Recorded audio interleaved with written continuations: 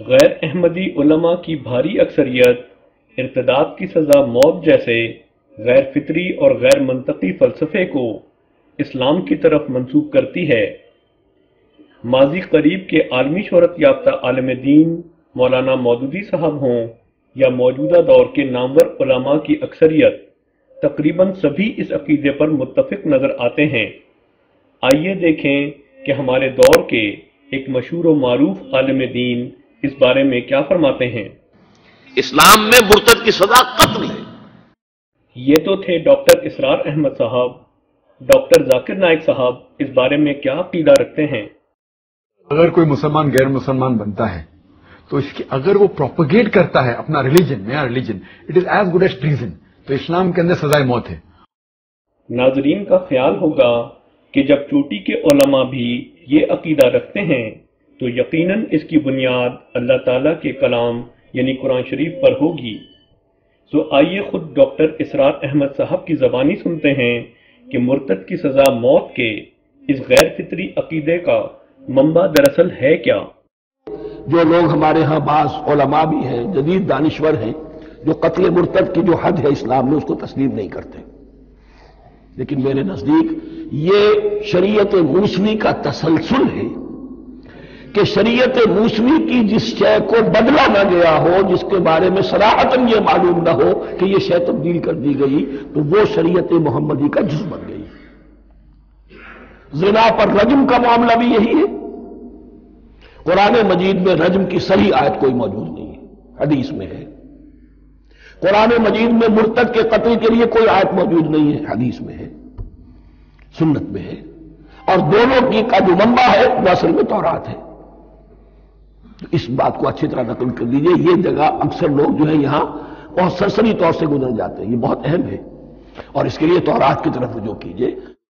ذرا ٹھہریے اور دوبارہ غور کیجئے کہ مولویوں کے اس عقیدے کا منبع قرآن شریف ہے یا تورات؟ قرآن مجید میں مرتد کے قتل کے لیے کوئی آیت موجود نہیں ہے، حدیث میں ہے، سنت میں ہے، اور دونوں کی کا جو منبع ہے وہ اصل میں تورات ہے۔ سو ان مولویوں کے اپنے اقرار کے مطابق مرتد کی سزا موت کے غیر فطری عقیدے کا منبع دراصل ایک متروک شریعت یعنی تورات ہے، نہ کہ قرآن کریم۔ جہاں تک اس غیر فطری عقیدے کی تائید میں پیش کی جانے والی احادیث کا تعلق ہے تو یاد رکھنا چاہیے کہ وہ احادیث جو آن حضور صلی اللہ علیہ وسلم کے وصال کے کم و بیش 200 سال بعد مرتب کی گئیں، انہیں راویوں کی بشری خطا کے عنصر سے کلیتاً مبرہ قرار نہیں دیا جا سکتا، خصوصاً اس صورت میں کہ جب حدیث کا مضمون واضح طور پر قرآن کریم سے ٹکراتا ہو۔ ایک طرف تبدیلی دین پر بدترین جبر یعنی موت کی سزا کا عقیدہ ہے تو دوسری طرف قرآن مجید کا یہ عظیم الشان اعلان لا اکراہ فی الدین، دین میں کوئی جبر نہیں ہے۔ کیا قرآن کریم کی یہ واضح تعلیم جو کہ آزادی ضمیر کی علمبردار اور فطرت انسانی کے عین مطابق ہے، قابل اطاعت ہے یا جبر و اکراہ پر مبنی مولویوں کے غیر فطری عقائد؟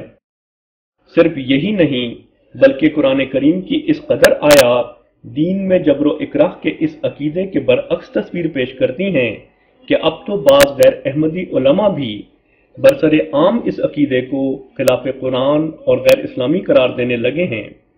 چنانچہ ایک معروف عالم دین جناب جاوید غامدی صاحب قرآن کریم کی روشنی میں اس بارے میں واضح طور پر فرماتے ہیں۔ اب اللہ کا عمومی قانون جو ہے وہ قائم کر دیا گیا ہے، من شاء فلیؤمن من شاء فلیکفر۔ یہ آزمائش کی دنیا ہے، جس کا جی چاہے وہ ایمان پہ قائم رہے، جس کا جی چاہے وہ کفر اختیار کرے۔ اب اس کا فیصلہ قیامت میں ہوگا۔ انسانوں کے لیے آزادی ہے، من شاء فلیؤمن من شاء فلیکفر۔ اس وجہ سے اب لوگ دین قبول بھی کریں گے، دین کو چھوڑیں گے بھی۔ اس کا فیصلہ قیامت کے دن ہوگا کہ انہوں نے حق کو چھوڑا تو اس کی کیا سزا ہوگی۔ نیز انسانی جان کی حرمت اور سزائے موت سے متعلق قرآن کریم کی روشنی میں جناب غامدی صاحب فرماتے ہیں۔ دیکھیے بات یہ ہے کہ سب لوگوں کو خدائی نے زندہ رہنے کی اجازت دے رکھی ہوئی ہے، اس کا ہمارے ہاتھ میں اختیار نہیں ہے۔ قرآن مجید نے یہ بات بالکل واضح کر دی ہے کہ آپ موت کی سزا کس مجرم کو دے سکتے ہیں۔ اور میں سمجھتا ہوں کہ انسانیت پر قرآن مجید کا بہت بڑا احسان ہے. اس کی وجہ یہ ہے کہ ہمارے ہاں انسانی جان کی حرمت جس طریقے سے جرائم کے نام پر پامال ہوتی رہی ہے، بادشاہ بھی کرتے رہے ہیں، حکومتیں بھی کرتی رہی ہیں، اس کی ایک بڑی دردناک تاریخ ہے اور مذہبی لحاظ سے بھی ہوئی ہے. قرآن مجید نے دیکھیے کیا کہا ہے، اس نے کہا من قتل نفسا بغیر نفس و فساد فی الارض کانما قتل الناس جمیعا، یعنی کسی انسان کو کسی دوسرے کی جان لینے کا حق نہیں ہے. اگر کسی نے کسی کی جان لے لی ہے تو اس نے گویا پوری انسانیت کے قتل کا ارتکاب کیا ہے. ومن احیا فکانما احیا الناس جمیعا، اور جس نے ایک انسان کو زندگی بخشی اس نے پوری انسانیت کو زندگی بخشی. دو چیزوں کو مستثنا کیا ہے.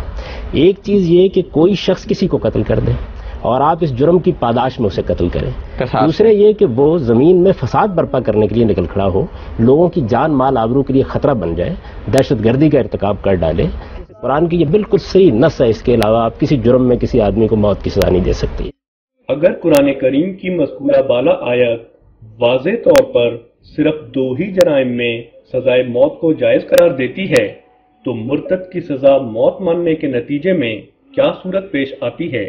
یعنی اس بات کو ماننے کے نتیجے میں تو آپ کو ماننا پڑتا ہے کہ قرآن مجید نے جو صراحت سے کہا تھا کہ من قتل نفسا بغیر نفس و فساد فی الارض، آپ نے اس کو منسوخ کر دیا. یعنی پھر تو آپ کو ماننا پڑے گا کہ قرآن دو صورتوں کے علاوہ جان لینے کے معاملے میں سخت تحدید کر رہا تھا، اور آپ کہتے ہیں کہ روایت کی بنیاد پر ایک دوسری صورت میں بھی لی جائے گی. حقیقت یہ ہے کہ یہ مولوی حضرات اپنے غیر فطری اور غیر منطقی عقائد کو کبھی نہ چھوڑیں گے، چاہے اس کے نتیجے میں قرآن کریم کی متعدد آیات کو معطل یا منسوخ ہی کیوں نہ ماننا پڑے. قرآن کریم ایک کامل شریعت ہے اور یہ کسی دوسری شریعت کی احتیاج نہیں رکھتی. جبھی تو اللہ تعالیٰ اس مسئلے پر ہر قسم کے شک کے رد کے لیے فرماتا ہے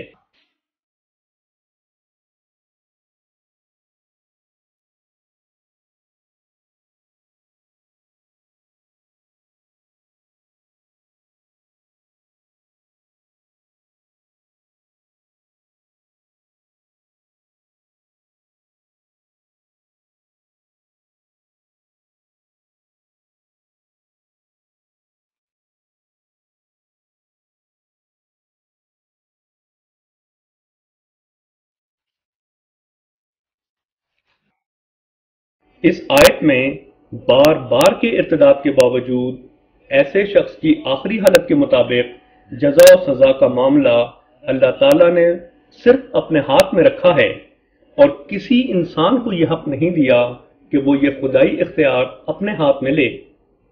ایک طرف قرآن کریم کی فطری اور منطقی تعلیم ہے جو واضح طور پر مرتد کی سزا موت کے باطل عقیدے کی دھجیاں بکھیر رہی ہے، اور دوسری طرف قصے اور کہانیوں پر مبنی مولویوں کے غیر فطری عقائد.